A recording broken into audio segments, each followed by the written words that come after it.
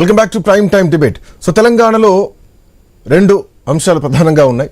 ఒకటి ప్రస్తుతానికి సామాజిక తెలంగాణ. సో పార్టీలోనే సామాజిక తెలంగాణ అంశం లేనప్పుడు ఒక కొత్త పార్టీ పురుడు పోసుకోవడానికి ఏమైనా అవకాశాలు ఉన్నాయా? ఆ నాయకులు ఎందుకు మౌనంగా ఉంటున్నారు? సో రాజకీయ లబ్ధి కోసమే సైలెంట్గా ఉంటున్నారా?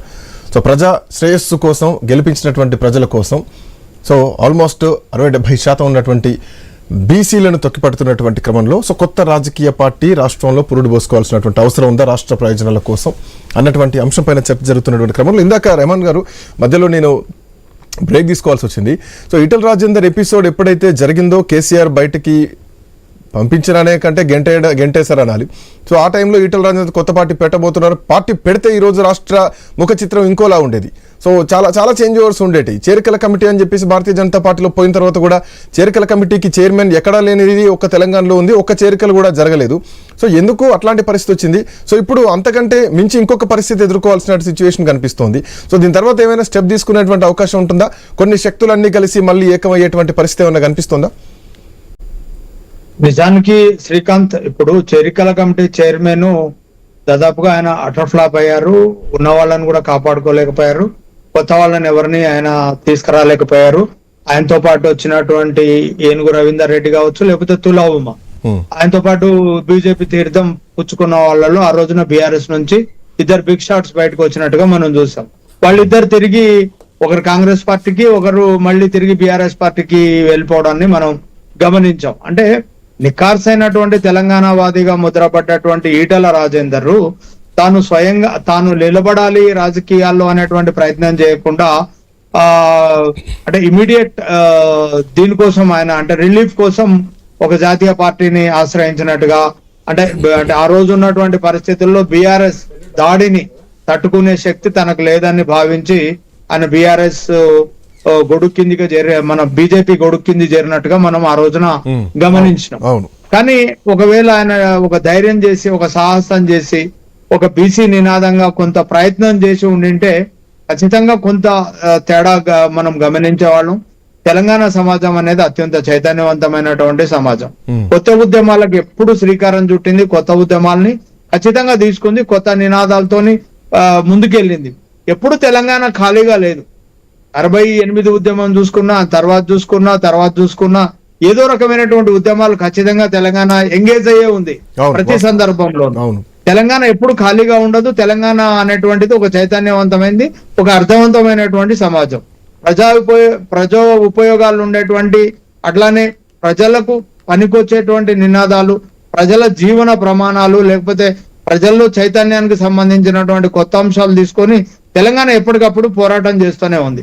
ఈ రోజున దాన్ని గమనించినటువంటి వాళ్ళు ఈరోజు సామాజిక తెలంగాణ మిగిలిన వాళ్ళు మాట్లాడుతున్నారు. కానీ దానివల్ల పెద్ద ప్రయోజనం ఏమి ఉండదు. ఎందుకంటే బీసీల నాయకత్వం అనేది బీసీలకు నాయకత్వం వహించే వాళ్ళు డెఫినెట్ గా బీసీల నుంచే రావాలి. అంటే వేరే వర్గం వచ్చి లేకపోతే వేరే సామాజిక వర్గం నుంచి వచ్చి మేము వీళ్ళకి నాయకత్వం వహిస్తాము అంటే ప్రజలు ఒప్పుకునే పరిస్థితులు లేదు.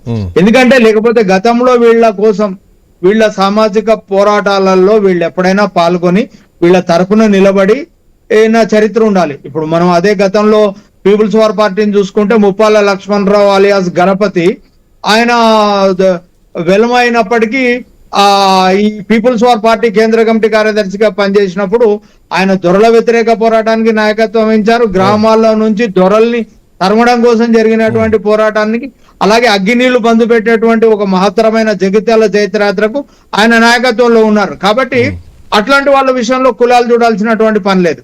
కానీ మిగతా వాళ్ళు ఎవరైతే అప్పర్ క్యాస్ట్ పల్లకి మోస్తూ అప్పర్ క్యాస్ట్ కే పెద్దపీట వేసి ఎప్పుడోసారి విగ్రహాలు పెట్టండి అనేటువంటి మాట్లాడడం కాదు కదా. ఆచరణ ఏందనేది చూస్తారు కదా.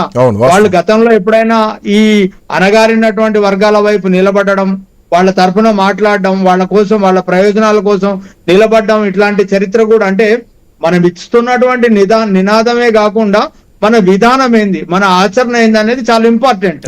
ఆచరణలో మనం మన మాటల్ని మన నినాదాలని ఉంచకుండా అంటే ఏ నినాదాల వెనుక ఏ ప్రయోజనాలు దాగున్నాయో చూడమంటారు.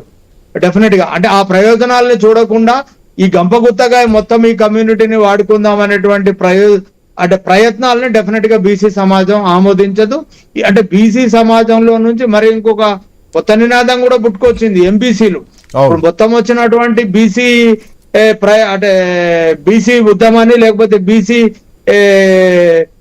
సంబంధించినటువంటి రిజర్వేషన్ ని 1, 2, 3 కమ్యూనిటీలే వాడుకుంటున్నాయి. దీన్ని కూడా ప్రజలు ప్రశ్నించేటువంటి చైతన్యం పెరిగింది.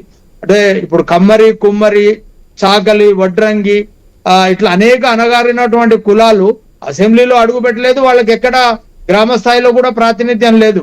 మొత్తం బీసీ రిజర్వేషన్ మళ్ళీ 3 కులాలు. ఇప్పుడు బీసీలలో బీజేపీ ఏదైనా ప్రాతినిధ్యం ఇచ్చిందంటే ఒక మున్నూరు కాపుకే ప్రాతినిధ్యం ఇస్తుంది. వాళ్ళు గ్రామాల్లో పటేలా అని పిలిపించుకుంటారు. రెడ్డి తర్వాత ఇమీడియట్ గా ఒక గుర్తింపు ఉన్నది బీసీలలో. వాళ్ళ పేరుకే బీసీలు, ఆల్మోస్ట్ అప్పర్ క్యాస్ట్ గ్రామాల్లో.